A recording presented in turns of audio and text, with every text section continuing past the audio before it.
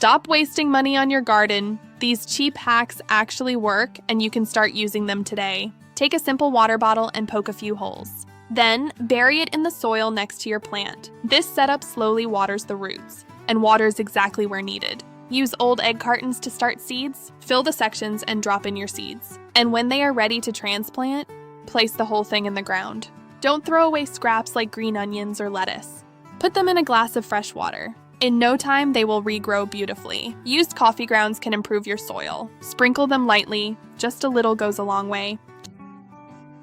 Use grass clippings or leaves as mulch. This layer keeps moisture in the soil and helps block those pesky weeds. That's the goal. Keep it simple, keep it cheap, and let your garden do the work. And remember, keep it simple, silly. If you're looking for more information, step-by-step guides, or simple DIY projects you can actually finish, you can find it all at Imagine That DIY on our website and social channels. If you'd like a fun break from the projects, be sure to check out our sister channel, The Barnyard Frequency. If you'd like to support what we're building, it's completely optional but always appreciated.